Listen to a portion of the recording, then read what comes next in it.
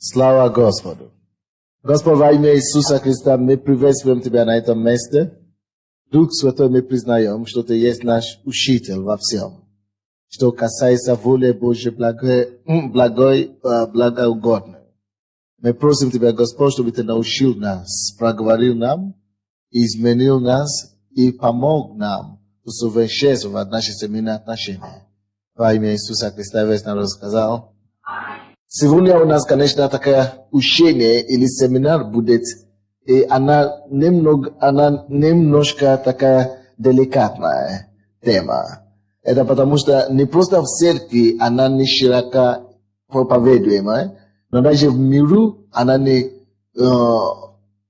очень хорошо или широко проповедуется. А если даже проповедуется или учат или обучаются, то в основном в массе своем неправильно. То есть мы не можем научиться интимные отношения или правильным интимные отношения, если от мира. Мы не можем этому учиться у мира сего. И знаете почему? Потому что автор интимных отношений, автор сексуальных отношений является не человек, а Бог. Это Бог является автором. Эта Библия нам говорит, что Бытие 2:18, вы можете открыть, что после того, как Бог создал человека, кто из вас знает, кого сначала Бог создал? Мужчину или женщину? Он создал мужчину. По имени какого? Адам. Бог создал Адама. И после этого Адам был один. И в один прекрасный день, 18 стих 2 главы, Бог говорит, и сказал Господь Бог, нехорошо быть человеку одному, сотворим ему помощника, соответственного ему. Нехорошо человеку быть одному. Это было Слово Божие, это было приговор Божий. То есть, не человек решил сам, что ему нехорошо быть одному. Это его Создатель принял решение, что это плохо, когда человек, либо мужчина или женщина, но особенно мужчина, когда мужчина один, или когда женщина одна, что это плохо, и Бог поэтому принимает решение, чтобы создать супругу или помощника, соответственного ему. Не здесь? Так что, если мы хотим что-нибудь знать о браке, мы должны обращаться к истоку брачного отношения. Если мы хотим что-нибудь знать правильно о супружеской жизни, то мы должны идти к автору, основоположнику этого искусства и учиться у него, как жить правильно. Теперь давайте возьмем, я вам хочу дать какую-то картину. Давайте возьмем художника, допустим. Как раз мы находимся в правильном зале. Посмотрите, пожалуйста, на эту картину. Эта картина изображает Иисуса, когда он был вознесен, и ученики внизу. Человек, который вы согласны, что это художник нарисовал, правда? Возможно. Человек, который умеет рисовать, так? Художник. Не архитектор, наверное, и не инженер. Это художник, так? Художник, который нарисовал эту картину и любую другую картину, прежде чем он приступал к своему творчеству, к своей работе. Когда он уже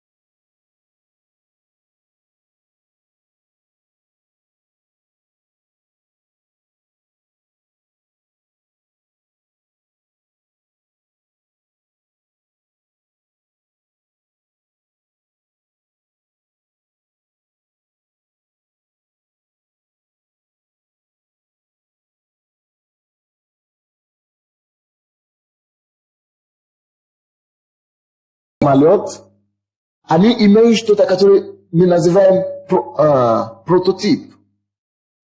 Прототип — это как бы оригинал того, что они создают.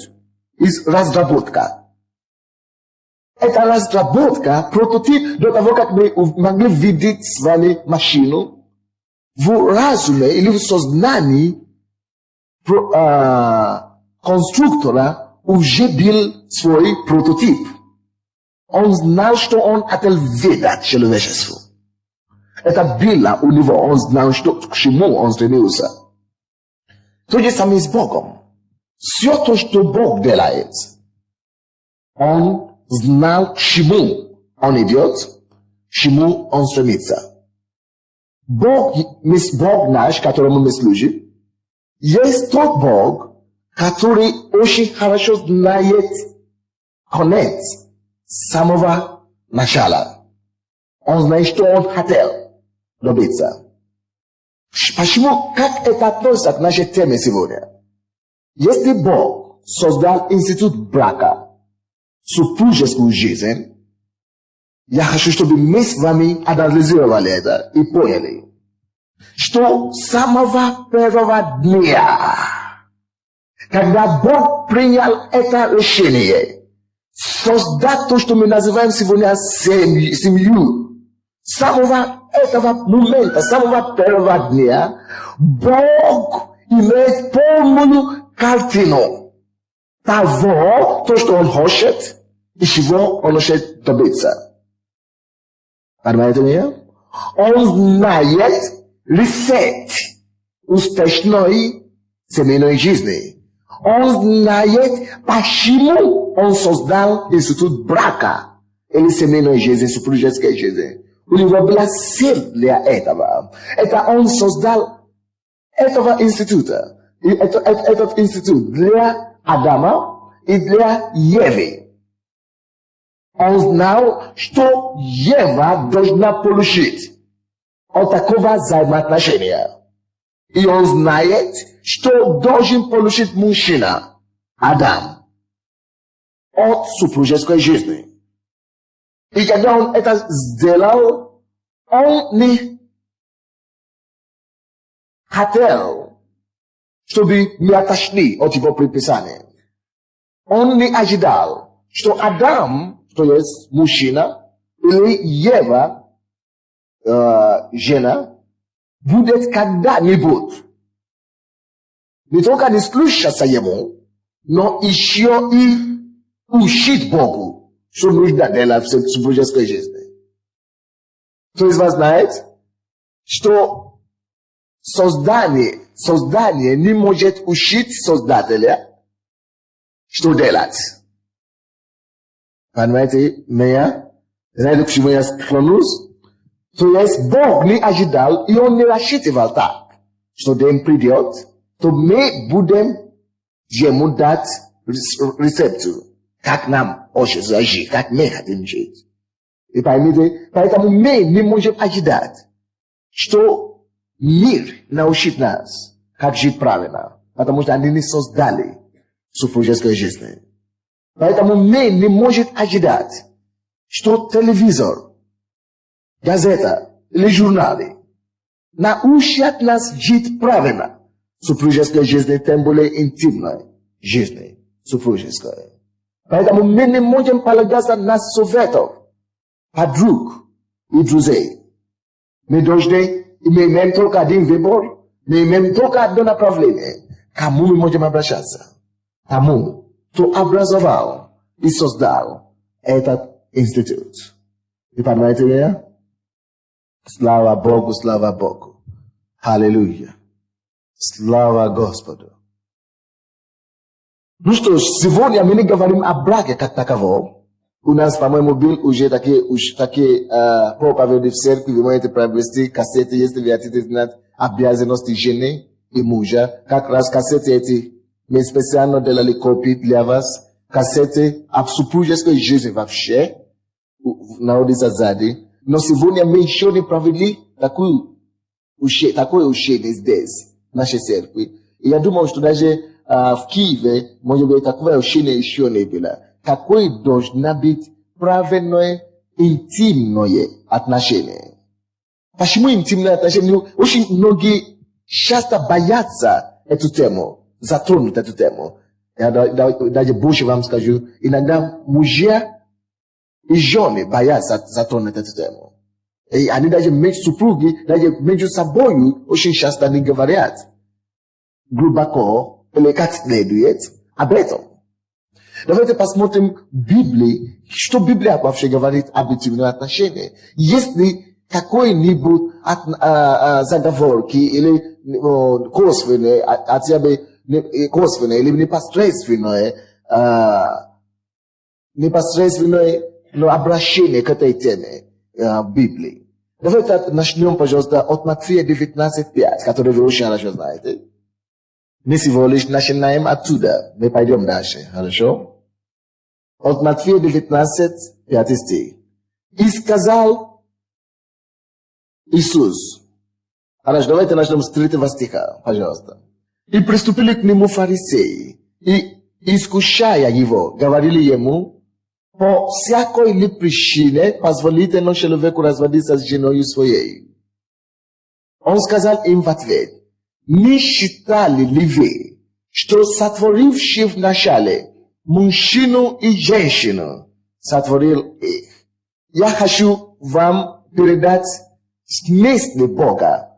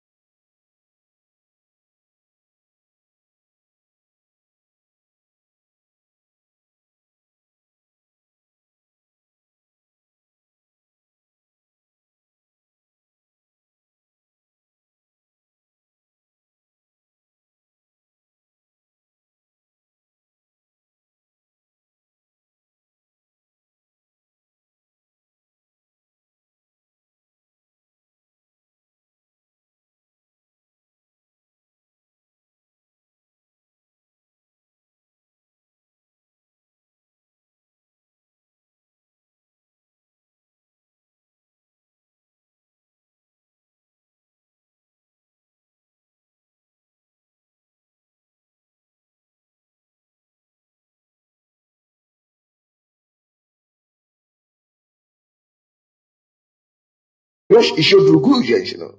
Это получается уже не женщина. Это уже получается женщины. Или ты берешь другого мужа. Это уже получается мужчина. Это получается как? Мужчины. Поэтому Иисус говорит, что это глупо. Дайте задавать такие вопросы. Разводиться или нет? Жениться или сколько раз? Насколько жен имеет? Бог имеет в виду, чтобы мы могли иметь. Бог создал нас, мужчину и женщину.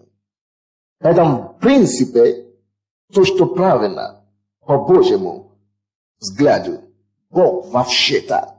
Я знаю, что многие из нас были уже виновниками этого, ушая себя, но женщины и мужчины должны вообще-то иметь только один партнер за всю их жизнь. Это точки зрения Бога. Ты даже не имеешь права трогать другую женщину.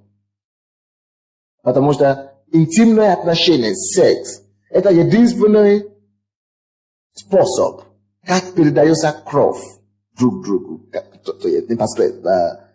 Отношения, которые ты можешь иметь с женщиной, когда вы начнете обменивать не просто плоти, но даже кровь. Жизнь. Библия говорит, что жизнь в крови. Если вы обнимаете кровью, вы знаете, что вы обнимаете жизнью. Кто-нибудь меня понимает? Когда вы имеете, Библия говорит, кто соединяется с блудницей, то один с блудницей. Когда вы соединяете в сексе или в интимном отношении супругу с вашей женой или с вашим мужем, вы идете глубже, чем вашего разума может понять. Или ваши эмоции может постигнуть. Поэтому, особенно после женитьбы, особенно после того, как ты уже живешь с женой, или ты уже живешь с мужем, особенно опасно и преступно Не просто своей супруге, но и Богу, если ты еще будет посторонних где-то иметь отношения. О, Боже, прости. Это получается, ты принес чужую кровь в вашу семью. И вмешал это не просто в себе, но и в твою жену. О, не дай Бог, Боже мой, спаси нас. Поэтому много поколений людей сейчас умирают от СПИДа. И в Африке, в Америке, и даже здесь. Потому что они не понимают таинства Господня. Поэтому мужчину и женщину сотворил их Бог.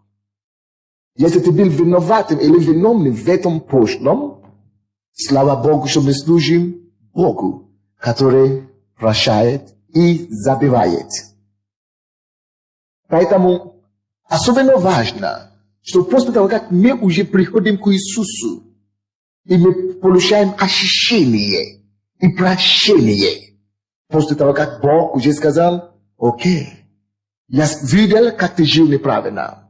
Я видел, как ты нарушил мои слова и установления. Но теперь же я тебя прощаю. И я кровью моего сына единственного омываю тебя. После того, как он это чудо делает для нас, особенно преступно это будет, если мы еще пойдем после очищения, после прощения, ступать такой грех. Вы знаете, как это серьезно? 5 стих говорит, и сказал, поэтому оставит человек отца. Поэтому. Почему? Потому что Бог создал их, мужчину и женщину. Они для друг друга и только они обои. Поэтому это решение настолько серьезно. Не только серьезно то, что мы не должны иметь отношения с другой мужчиной или с другой женщиной, но она настолько серьезна, что Бог даже просит нас отделиться от наших собственных родителей. Не то, что чужие женщины, не то, что чужие мужчины могут помешать этому отношению.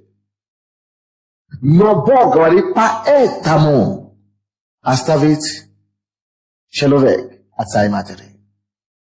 Чтобы вообще вы могли делиться, чтобы вы могли жить своей жизнью и получить полноты благословения, которые Он предназначил для супружеской жизни.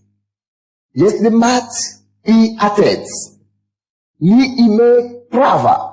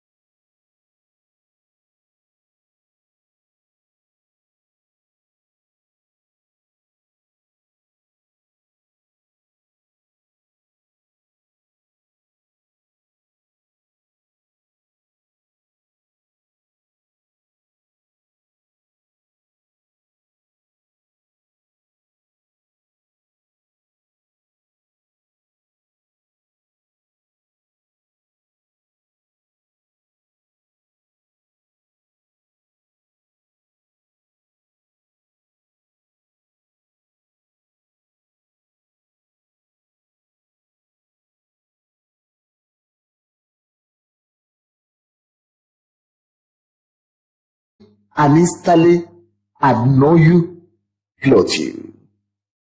Теперь, есть разные виды отношений, которые существуют между мужчинами и женщинами. И когда, допустим, вы работаете с кем-то, вы коллеги, и вы можете быть очень близко. Есть другие отношения, которые могут быть ближе. Вы можете иметь друзья с другого поля, но вы не муж и жена. Вы можете делить между собой очень много тайн. Знаете, в прошлом году я учил об этом. Есть дружба. 4 уровня дружбы. Вот. Но тут из всех дружбы, которые может быть, конечно, ваша жена или ваша супруга должна быть вашей самой близкий друг. Амин? Это понятно. Но из всех отношений, которые будут между человеками, или между мужем даже и женой, они не смогут стать одной плотью, пока не входит в их отношения интимная жизнь. Бог же сказал, они должны стать одной плотью.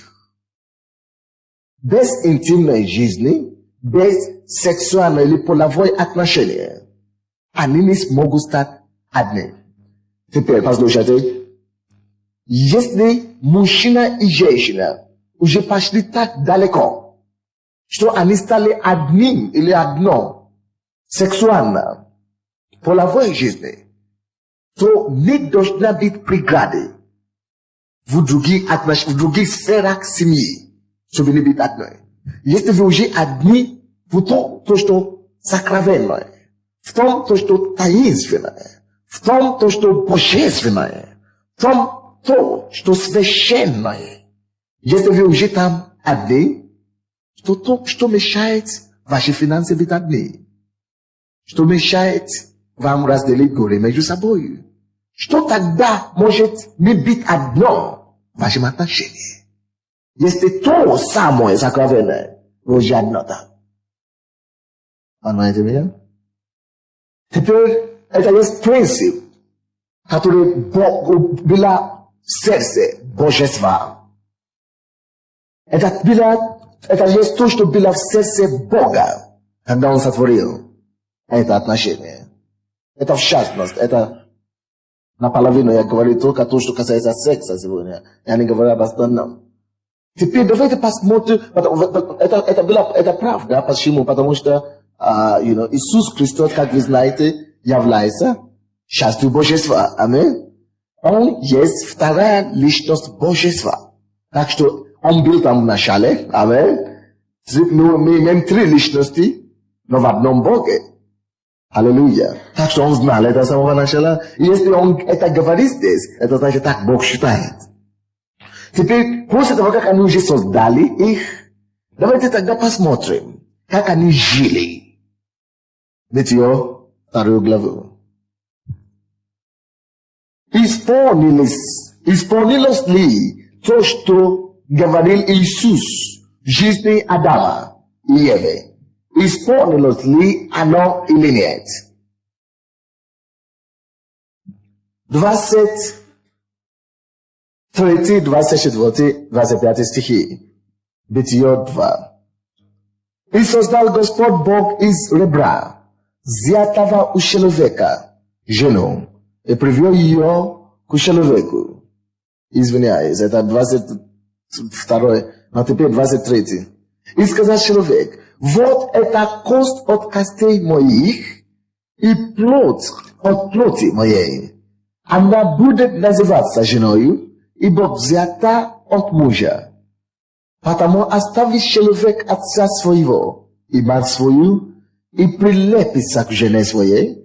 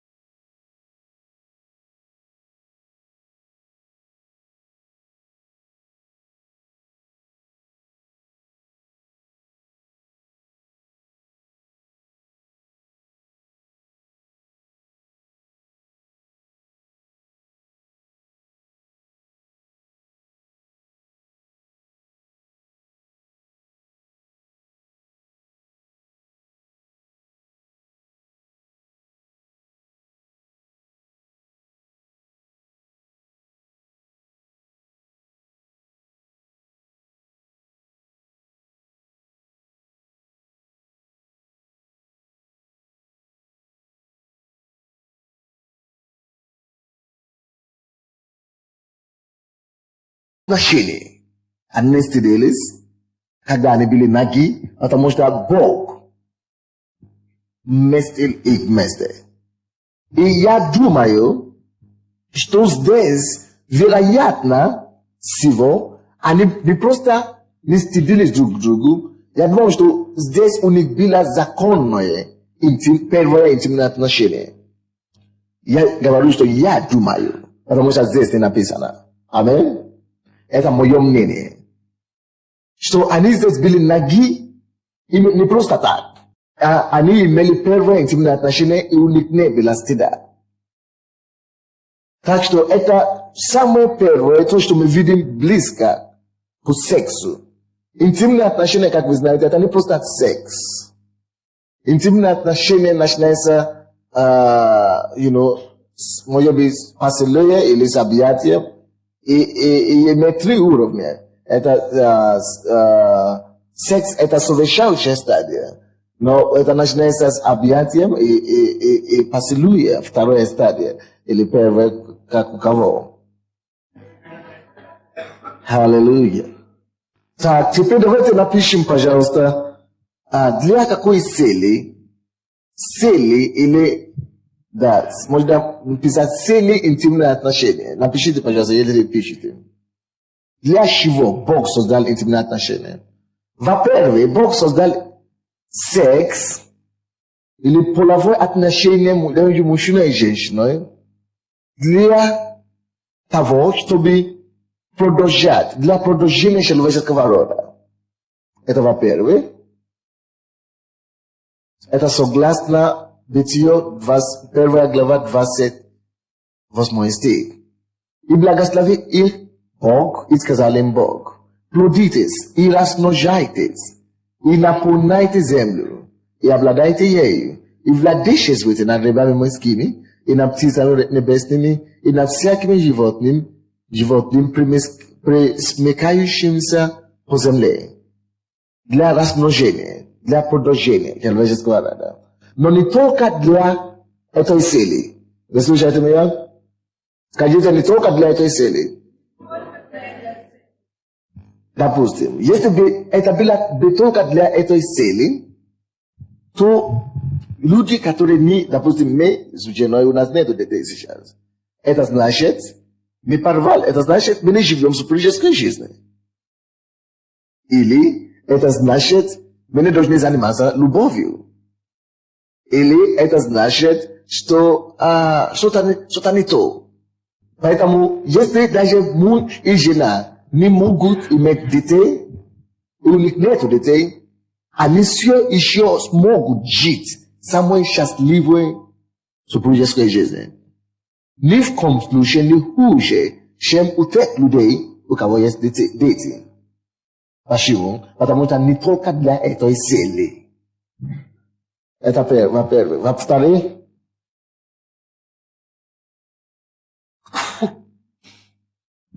Бог создал интимные отношения для или в силе уединения двух людей. Силе уединения, единства, чтобы было единство между мужем и женой. Чтобы исполнилось намерение Божье, которое было сказано, что и двое станут одну плоть. Чтобы мы могли искренне быть одно. Чтобы мы могли быть единство. Это высшее уровень отношения, которые может быть между мужем и женой. Секс. Давайте я вам напишу секс. Определение. Извините, хорошо, после я вам дам определение потом. Хорошо, это второй стиль. Вы можете написать Бытие 2:24. Третий. Почему Бог создал интимные отношения? Открой, пожалуйста, брат, Притчи 5, 18-20 стихи. Это для наслаждения и эмоциональное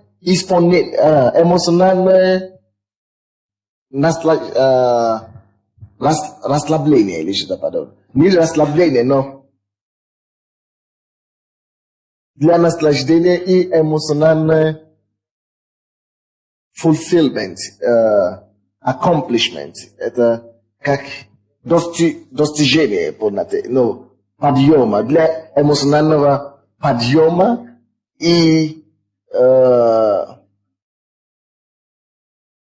Иисус говорит, что чтобы радость ваша могла быть совершенна, для усовершения или вашей эмоциональной жизни. Так, считай, пожалуйста, 18-20 стихи. «Источник твой да будет благословен, и утешайся женою юности твоей, любезною ланию и прекрасную серною, груди ее да упаяют тебя во всякое время, любовью ее услаждайся постоянно. И для чего тебе, сын мой, увлекаться постороннюю и обнимать груди чужой?» Аллилуйя. И вы знаете, вы только что читали Библию. Кто это знает? Что то, что мы только что читали, это Библия была. И Библия не скрывает слов. Когда речь идет, он не умолкает, это самое, он не умоляет действие того, то, что есть на самом деле. И Библия здесь говорит, 18 стих. Источник твой, да будет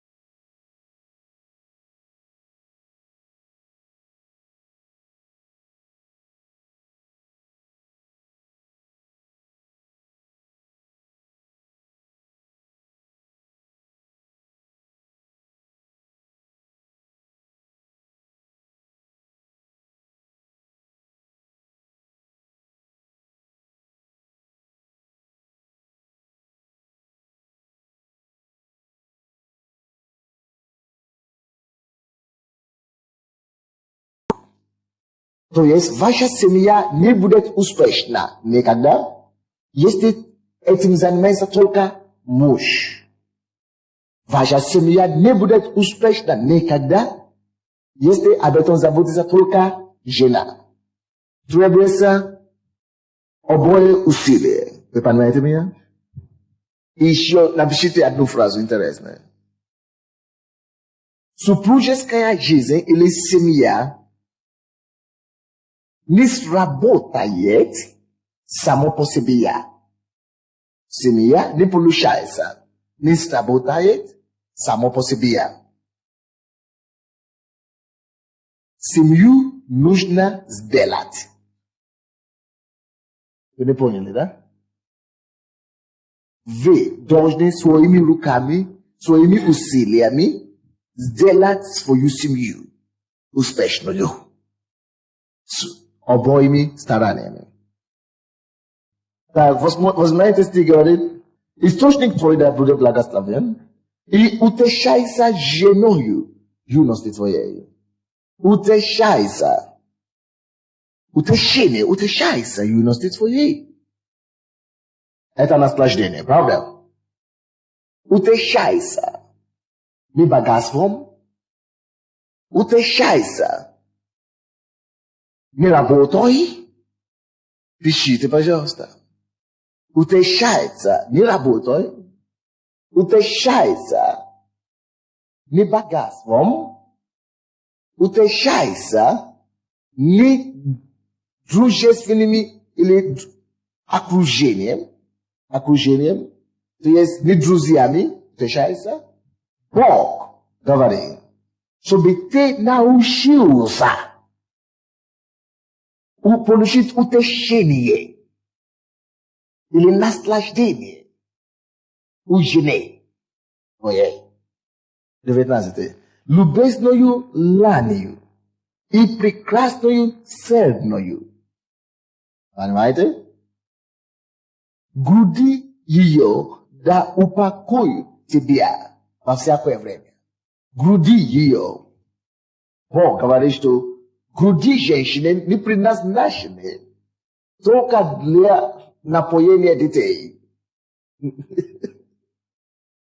И вы, мужчины, знаете, что происходит, когда вы имеете отношения с вашей женой, и когда вы когда вы действительно утешаетесь этим. Потому что Бог говорит. Теперь вы видите, что это написано в Библии, так? Не то, что это берется из Голливуда. Амин. Голливуд не может нас научить ничего хорошего. Сексуальном или интимной жизни. Мы должны их учить, потому что у них только есть отвращение или извращение. Груди ей да упокоят тебя во всякое время. Очень часто мужчины бывают эмоционально напряженные. Так? Хорошо? Вот здесь решение. Вы должны знать, это серьезно, поэтому только здесь женатые люди. Вы знаете, потому что вы привыкли не быть открыты друг другу. Поэтому это смешно. Но это на самом деле это правда. Вот, потому что иногда вы ищете разрядку или как это, расслабление в телевизоре, в газете, кино. Тратите свое время напрасно. Вы должны учиться пользоваться то, что Бог сам тебе дал. Чтобы сгрузить себя. Разгрузить себя после тяжелого дня.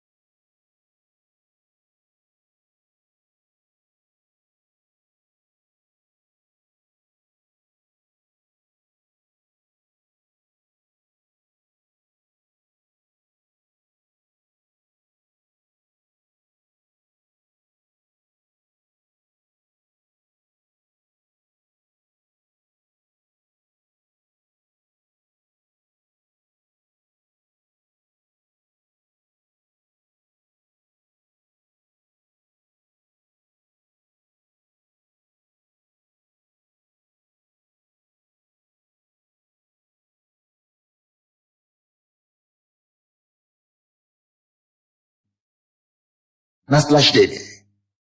Так что вы поняли, что супружеская жизнь не просто для рожать как можно больше детей.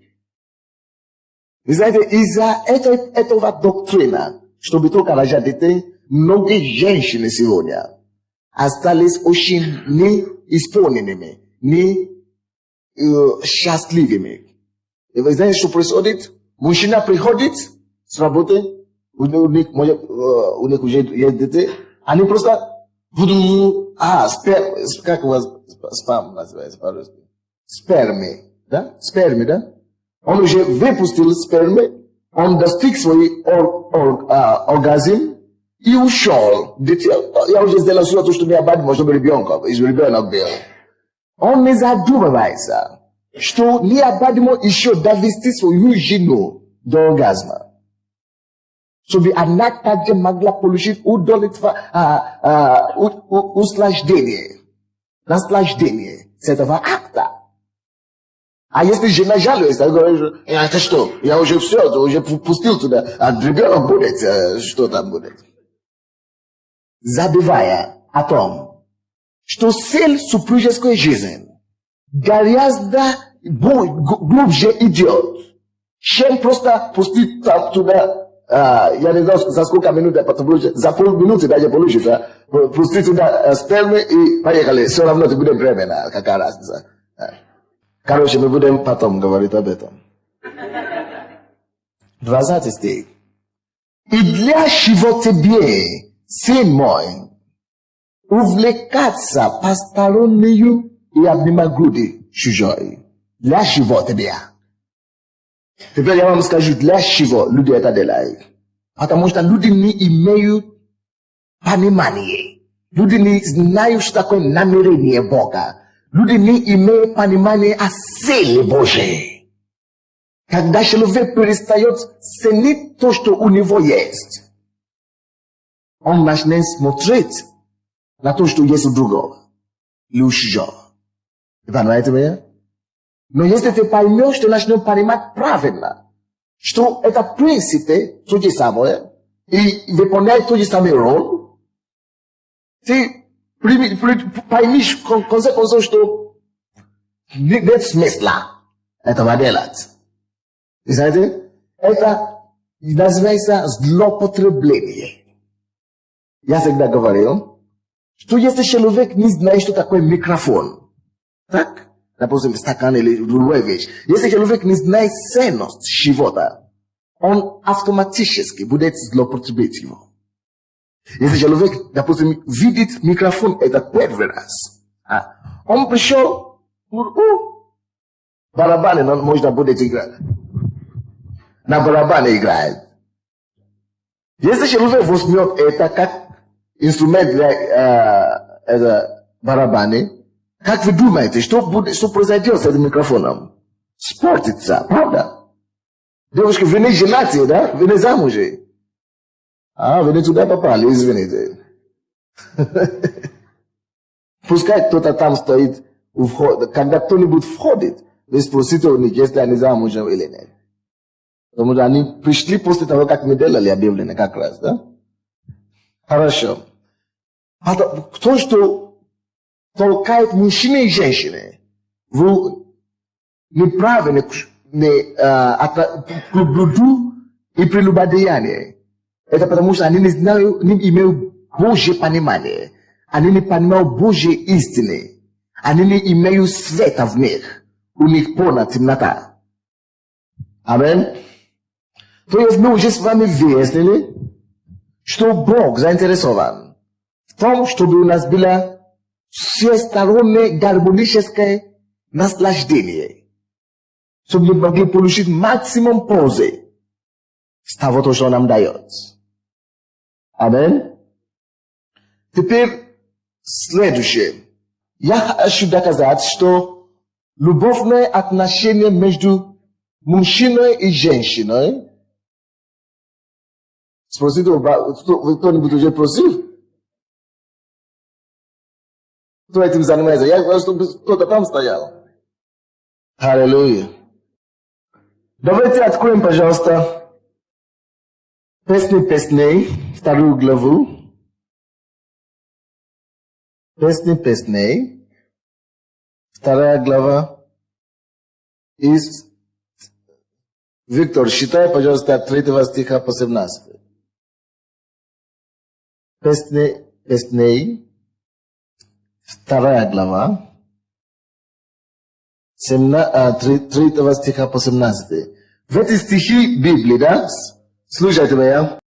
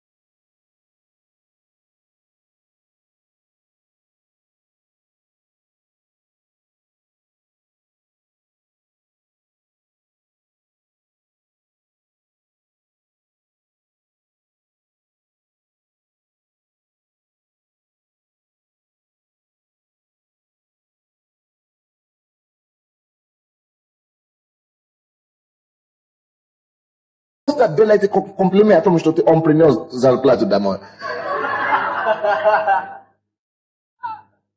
Сколько раз ты смотрел на своего мужа и сказал, слава тебе, Бог, что я имею его. Сколько раз ты смотрел на него и сказал, ты самый лучший из мужчин. Даже если ты прекрасно знаешь, что он не самый лучший, ты все равно должен это говорить. Дорогие мои, Библия говорит, что жена есть слава мужу. Своими словами, ласкостью, своими нежностью, своими искусственными словами. Вы должны создавать славу вашему мужу. Чтобы он ходил постоянно, чувствовал эту славу возле себя. Что ходит со мной, видите. Тогда он не забудет вас. Тогда он всегда будет ценить вас. То есть не просто делать комплимент о том, что он делает или он есть. Просто смотрите на него. Не обязательно то, что он есть на самом деле. Но помните первый раз, когда вы любили в него и так далее. И никогда не забывайте эти слова, эту любовное отношение. И продолжайте сохранить это и выражать это. И напоминать ему, и говорить ему об этом каждый раз. Жены. Это очень важно. Изобразуйте искусство, как вам поднимать, искусственно поднимать ваши мужей.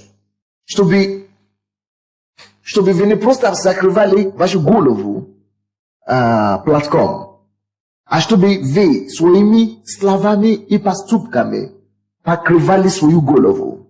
И вы знаете, вы покрываете свою голову так, насколько вы относитесь почтение вашему мужу. А то вы, как это, лесы. Дальше читай, брат. Подкрепите меня вином, освежите меня яблоками, ибо я изнемогаю от любви. Левая рука его у меня под головою, а правая обнимает меня. Заклинаю вас, дщери иерусалимские, серными или полевыми ланями. Не будите и не тревожьте возлюбленной, доколе ей угодно. Голос возлюбленного моего, вот он идет, скачет по горам, прыгает по холмам. Друг мой похож на серну или на молодого оленя. Вот он стоит у нас за стеною, заглядывает в окно, мелькает сквозь решетку. Аллилуйя. Теперь вы поймете, что это есть выражение слов женщины в условиях, где она была. Так? Это было то условие, где она есть. Это описывает условия определенного времени. Но время, которое окружает нас сейчас, другое. И ты можешь использовать, но суть, то, что мы не говорим, что ты должен использовать эти слова. Но суть и идеи должны быть в тебе заложены. Не слушайте меня? Ты должен знать, как искусственно, но поднимать свои супруги. Дальше читаем. Возлюбленный мой начал говорить мне: «Встань, возлюбленная моя, прекрасная моя, выйди. Вот зима уже прошла, дождь миновал, перестал. Цветы показались на земле, время пения настало, и голос горлицы слышен в стране нашей». Спасибо. Мужья, вы тут? Сколько раз вы смотрели на вашу жену и говорили, какая ты прекрасная моя жена? Ага. Дорогие, особенно мужчины, не совершайте тот грех, чтобы пренебрегать свою супругу. Мужчины, особенно мужчинам просто, очень просто. Вы можете влиться в жизни, суеты, так быстро, что вы уже не вспоминаете, вам не до этого. Не разрешайте работу, радость и счастье семейной жизни от вас. Вы можете слишком быть нагружены на работе, что вы даже забудете, сколько раз Вы делаете своей жене комплимент. Не только когда она хороший борщ готовит. Но вы должны постоянно выражать благодарность.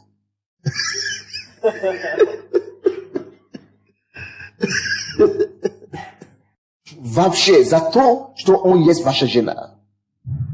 You know? Серьезно? Что она есть ваша жена?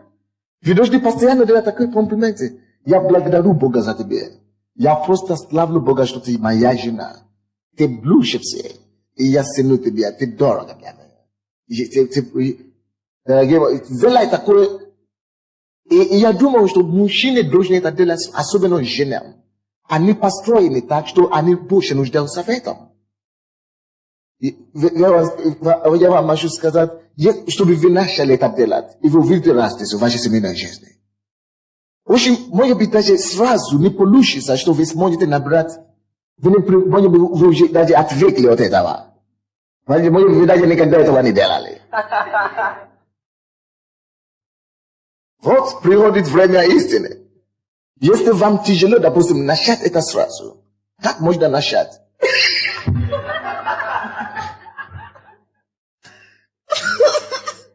Жены и мужья, они так смотрят на друг друга, уже все.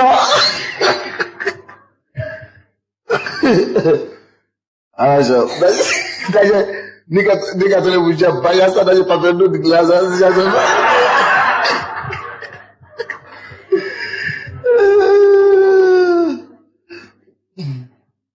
Мужчина, братья, как прекрасна ты, моя прекрасная.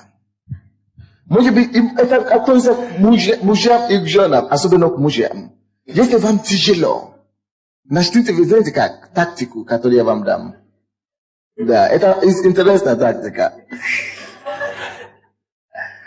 Начните так, чтобы встаньте рано, или пойдите на кухню, или куда-то в туалет, и пишите очень много прекрасных слов, бумага. Да, допустим, хотя бы, хотя бы я тебя люблю. И оставьте на постель, или на кухне, или где она может это видеть.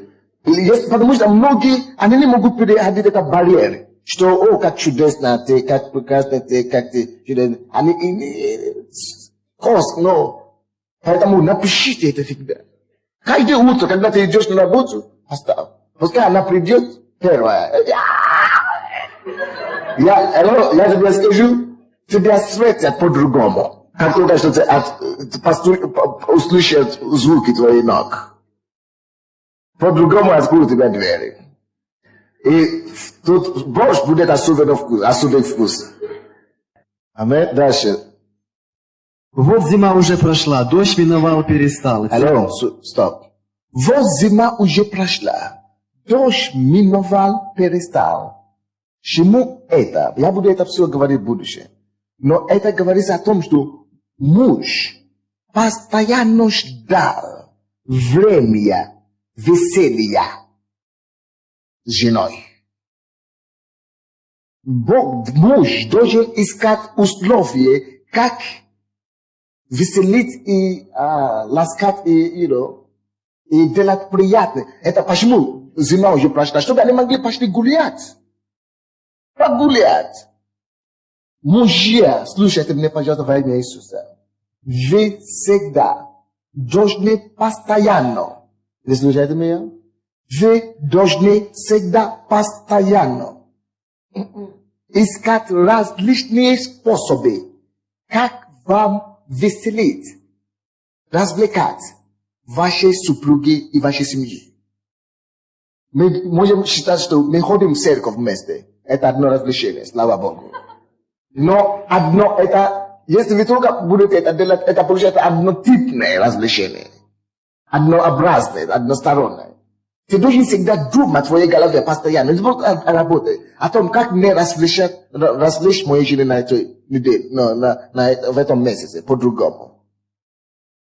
Мы в ресторан пойдем раз в году. Мы в столовую какую-то пойдем. Или... Жена откажется, за что дома лучше. Не просто скажи, или может быть, я сегодня сделал ей сюрприз.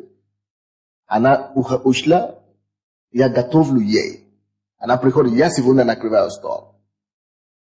Или я сегодня глажу одежды. Или, ты должен всегда, понимать, и думать, изображать об этом, как ты должен сделать свой брак. Вы помните то, что я сказал вначале? Что хорошая супружеская жизнь не просто так сложится, не получается. Хорошая семья не просто так сложится. Вы должны оба сделать. Мы сделаем, вы должны сделать свою семью. Я поглажу, может быть, на этот раз. Или я буду стерять. Или ты должен постоянно изобразить в этом направлении. Или мы пойдем гулять. Или просто пойдем смотреть в магазинах. Или сделаем покупку. Вы должны всегда это делать. Это было тактика, это было то, что делали. Это поэтому Бог вместил это в Библии, чтобы мы могли читать и учиться. Кто-нибудь меня понимает?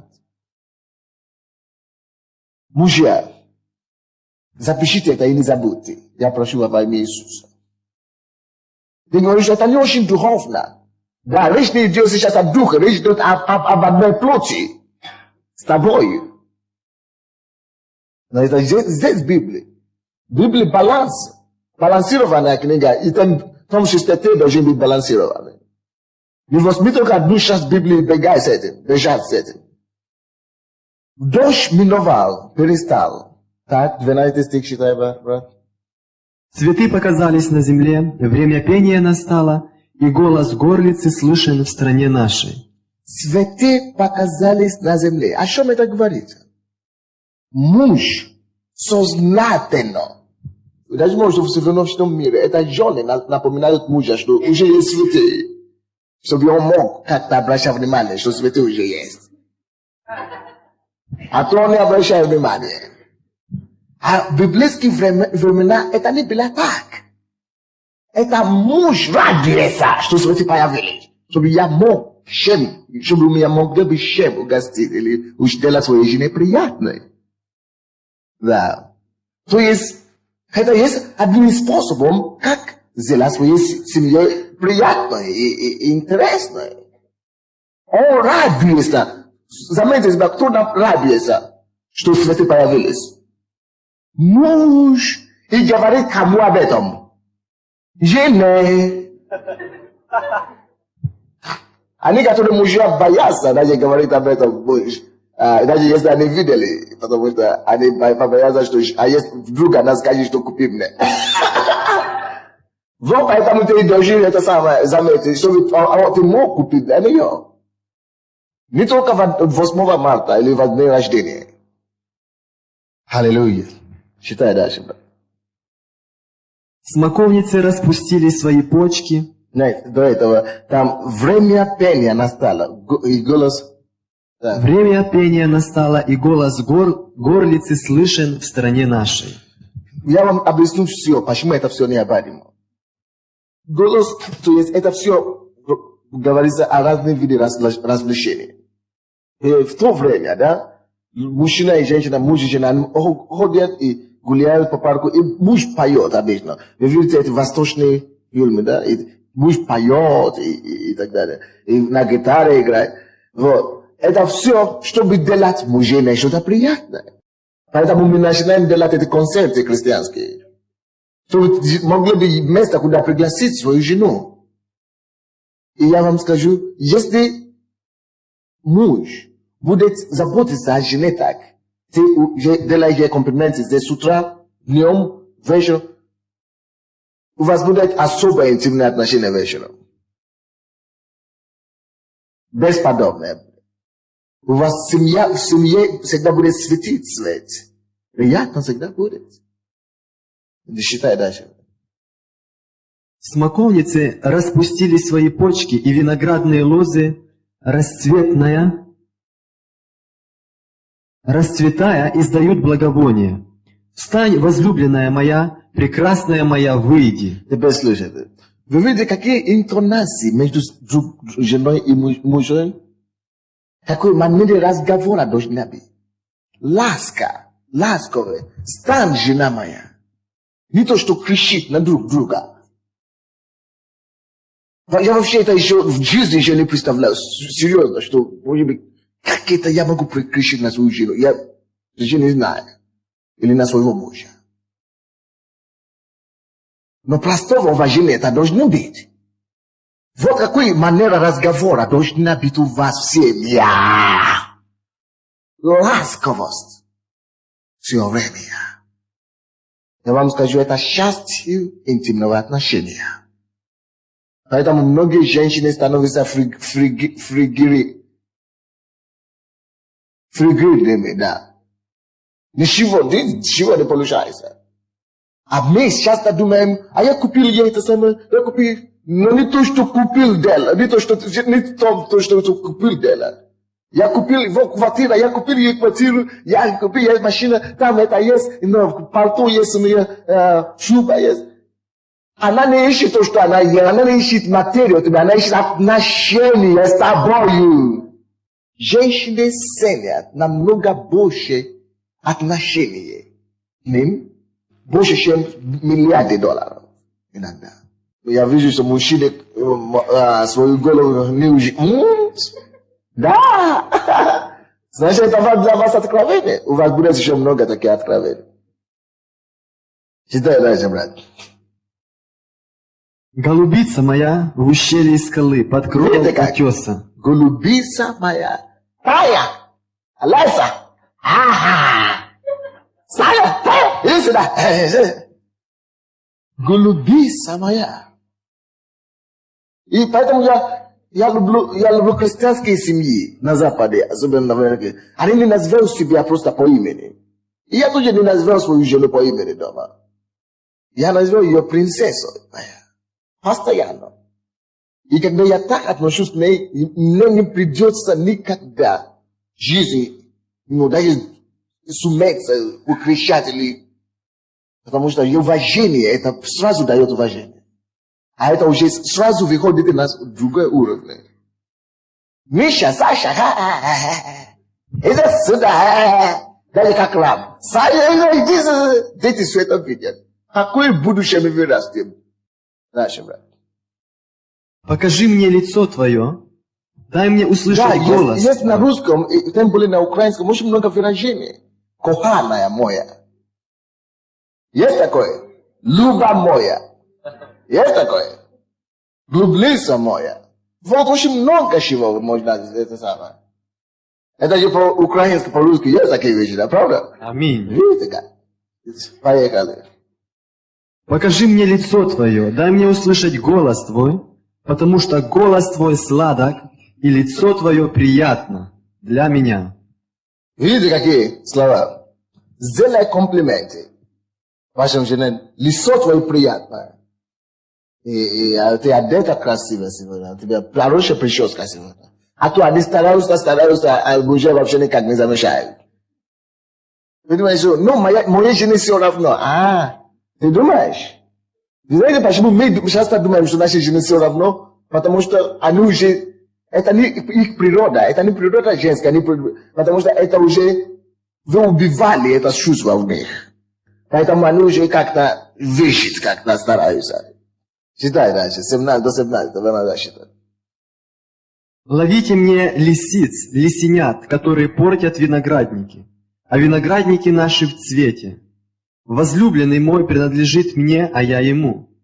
Он пасет между лилиями, доколе день дышит прохладою и убегают тени, возвратись, будь подобен серне или молодому оленю на рассеянии гор.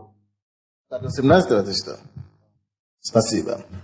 Короче, все уже тут понятно, да? У нас время идет. Я быстренько сделаю еще одну тему сегодня. Потому что нам еще надо пройти, что женщины должны знать о мужчине, или что муж должен знать о жене, и что женщины должны знать о муже, что еще есть такие темы, как искусство секса, искусство прелюдии, или игры до акта, возбудимость женщины, возбудимость мужчины, и такие подобные темы. преждевременная эякуляция, многократный оргазм и оргазм, положение в половом акте и так далее. То есть у нас, я молюсь, чтобы эти 2 выходные хватили, но очень важные темы мы будем рассмотреть. Сейчас, если вы пишете, напишите другую рубрику или подтемы, что каждая жена должна знать о своем муже. Мужья, жены пишите особенно, потому что вы не запомните это все. Я помню. Вы можете, конечно, покупать кассету. Это завтра будет готово, по-моему. Вот, или видеокассета, или аудиокассета. Если вы не пишете, тогда нужно. Что каждая женщина, или что каждая жена должна знать о своем муже. То есть, что это значит? Я хочу сейчас рассмотреть, братья и сестры, вы слышите меня, да? Я хочу сейчас, чтобы мы рассмотрели с вами, женщины, особенно сестры. Вы должны знать кое-какие вещи о вашем муже. Не просто о вашем муже, вы должны знать, что для него обозначает секс. Интимные отношения. И какое у него отношение к этому, как он это видит. Вы должны это знать, чтобы вы могли себя расположить правильно к нему. Что мужчина ожидает от секса, что секс обозначает для мужчины. Или для мужа. Первое. Потому что это очень важно, чтобы мы это знали. Я еще раз подчеркну это. Многие проблемы есть. Даже на Западе бывают такие случаи, что даже жены судят своих мужей. Что он слишком, он слишком много хочет от меня. Это не понимание. Не понимание вообще. Потому что первое послание Коринфянам, 7 глава, 2 по 5 стиха написано, что жена, тело жены не принадлежит ей, а мужу. Тело мужа не принадлежит ему, а жене. И первое, то, что каждая женщина должна знать о своем муже, это то, что секс или половой акт для мужчины является прежде всего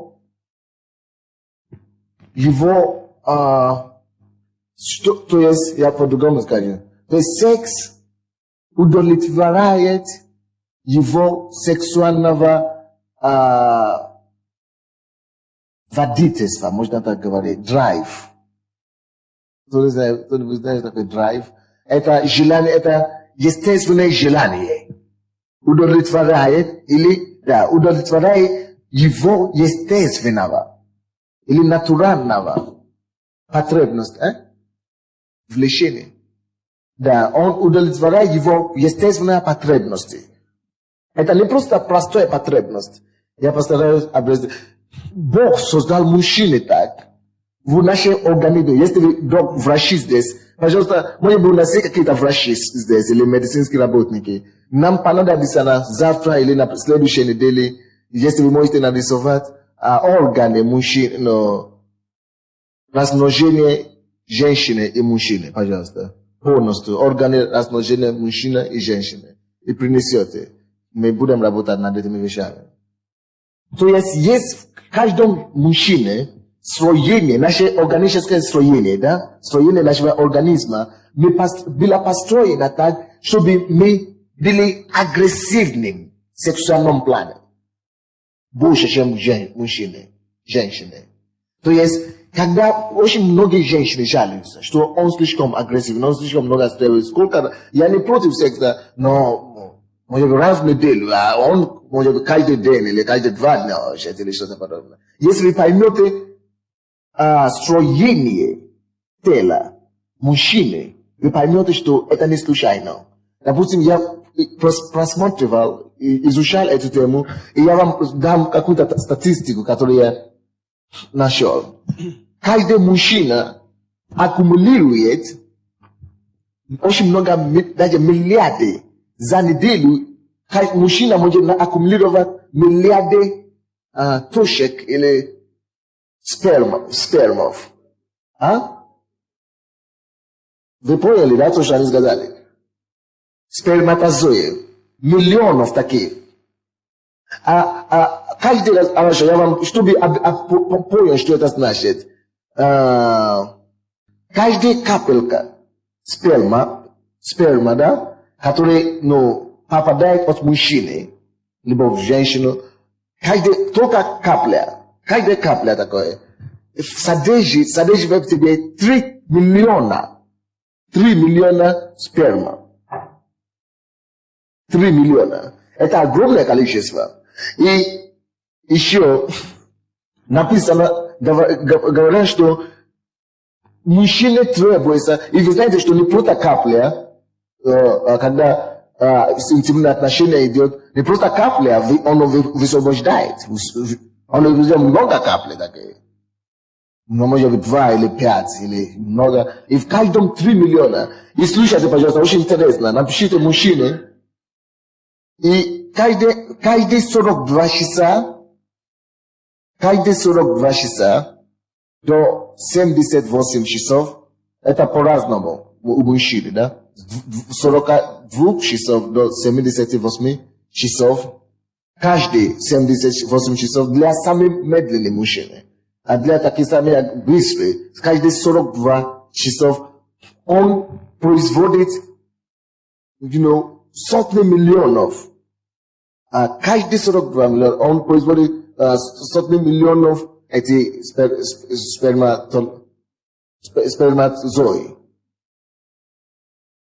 сперматозои. Я, наверное, напишу, дайте мне ручку. Сперматозои. Вот. И когда это уже накапливается, слушайте меня, пожалуйста, он может это не ощущать в его мужском органе, он может даже не ощущать. Но в его теле, в его организме, там напряжение большое создается ему. Он даже может не понимать, мужчины даже иногда не понимают, откуда их напряжение. Они даже не понимают. Но они что-то ищут постоянно, они что-то хотят, что-то, но они сами не понимают, что они ищут. Потому что уже накопилось достаточное количество сперматозоидов, которые нужно уже было высвобождать, они не могли высвобождать. Иногда они не могут высвобождать это по разным причинам. Кто-то работает. А если такие агрессии начинают появляться у вашего мужа, или какие-то, он сам даже не знает, что он хочет, вы как муж, как жены, вы должны понимать, что, секс есть один из способов, как мужчина просто расслабляет и удовлетворяет то, что является естественно для его организма. Ему надо все это высвобождать все равно. А он это может высвобождать не просто так, а в свою жену. Вы понимаете? Я не знаю, если это понятно. Я тоже не специалист, но если я учился. Вы понимаете, что я говорю, да? Что первое условие, первый пункт, это то, что естественная потребность, естественное натуральное создание человека, мужчина, делает его автоматическим агрессором. И поэтому многие мужчины очень неправильно подходят к сексу. Потому что это у них уже накопило всего. Они не понимают, что женщины нельзя просто так, как и они. Мужчины получают потребность, сексуальную потребность сразу. Потому что это накопляется в течение дня. А женщины, чтобы их включить, нужно отработать, нужно прелюдии и так далее. И очень часто мужчины это не понимают, они просто считают, они просто думают о своей агрессии, о своей потребности и сразу хотят. Сразу секс. И они иногда встречают очень много сопротивлений. Они не понимают, почему она не хочет. Не в том, что она не хочет, но она хочет, чтобы ее довели до этого состояния. Женщина совсем другая, у женщины совсем другой натуры. Это, чтобы женщина могла правильно и заниматься любовью, любое время, или, допустим, вечером, допустим, это во много зависит от отношения мужа к ней с утра. Допустим, если с утра мужчина, пренебрегал женщину и жену, и даже не обращал внимания, а потом вечером я хочу. Мало что ты хочешь. Это женщина считает это как неуважительное отношение. И женщины начинают считать, думать, что они как проститутка получается, что я уже как машина здесь. Ошибся включи, уже я всегда готова получается. А так они не созданы, это другая натура. Надо подготавливать их вежливо. И даже, поэтому мы не должны просто думать о себе. А жены тоже, вы должны знать, что это есть потребность их. Вы должны учить, может быть, ваших мужей иногда. Или просто понимать их иногда. Это первое, то, что женщины должны знать о мужчинах. Второе, то, что все жены должны знать о мужьях. Это то, что секс для мужчины или для вашего мужа, это важно для него. Потому что это исполнение его, это то, что ему дает чувство мужчины. То есть, это то, что его доводит до его чувства мужчины. Это очень важно, чтобы вы не порвались, а не потерпели поражение. Женщины, слушайте сюда. Очень важно, чтобы вы не пренебрегали секс и интимные отношения в вашей семье. Очень важно, чтобы вы не потерпели поражение в этом направлении. Потому что если, допустим, жена фригидная, и она не удовлетворяет мужу, если вы не удовлетворяете мужу в сексуальном плане, этот муж никогда не будет себя считать полноценной, даже в окружении своих друзей, даже на работе. Когда у мужчины неудачная супружеская или сексуальная жизнь, он всегда будет скованный такой. Он всегда будет неуверенный, он не будет мужчина никогда. Хороший. Поэтому многие из вас обвиняете ваших мужей, потому что они не мужчины. Не потому что они не мужчины, потому что вы не помогли им быть мужчинами. Если интимные отношения в семье ненормально, это сказывается как-то обязательно. Вы здесь? Иногда бывает такое, что наоборот, это у мужчины проблем. Мы разберемся в этом тоже. Обязательно. Если это наоборот, женщина не удовлетворяется. Мы тоже дойдем до этого. И мы посмотрим, как мужчина может быть более эффективной в сексуальном плане, и женщина тоже может быть более эффективной в сексуальном плане. Потому что если Бог дает нам это благословение, Он дает нас, чтобы мы получили максимум благословения от этого.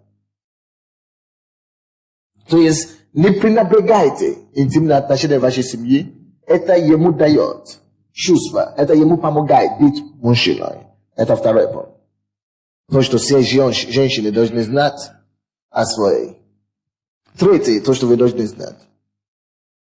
Секс, интимные отношения есть для мужчины способ, тот иногда единственный даже бывает, способ, как ему доказать его любовь своей супруге.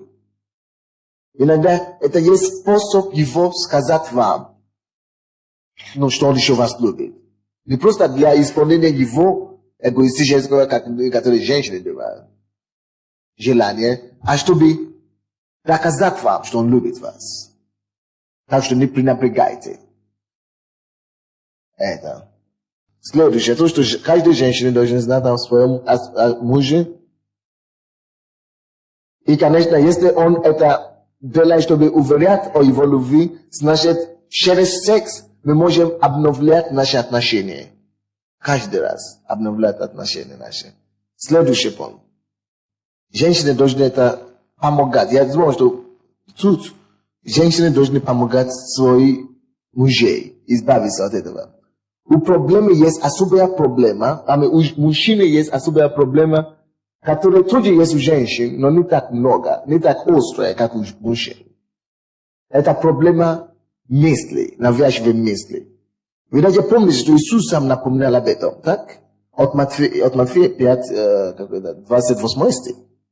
Вы помните, когда Иисус говорит, что если кто смотрит на женщину вожделением, так? Он уже совершил прелюбодеяние с ней в своем сердце. Потому что это проблема преследует мужчинам больше, чем женщин. Поэтому Иисус относит этот вопрос именно к мужчине. То есть мужчина может очень просто запечатлять вещи в своем разуме и начинать крутить там.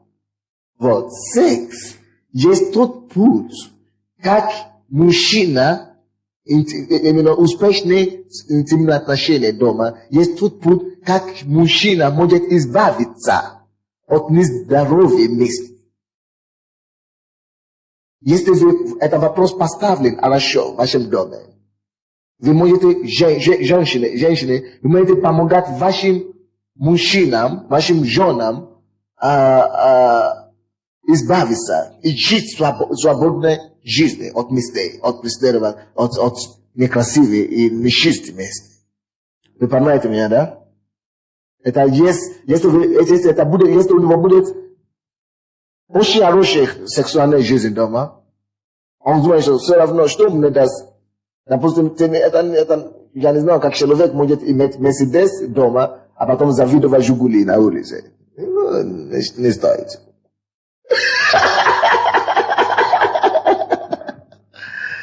То есть, если условия, и если пользование, и услуги, и если все это наслаждение, которое дает, но интимные отношения в вашей семье на должном уровне, то, когда вы увидите эти жигули, которые ходят с длинными ногами и короткими руками, вам все равно уже. А жены должны помогать мужьям в этом. У меня следующее, все то, что мужчины должны знать, следующий пункт. То, что мужчины, или то, что каждый муж должен знать о своей жене. То, что каждый муж должен знать о интимном отношении его жизни, его жены. Но мы это продолжим завтра, потому что наше время уже, да? Уже время, и все. Завтра я надеюсь, что мы сможем знать все то, что мужчины должны знать о интимном отношении, о сексе, что женщины думают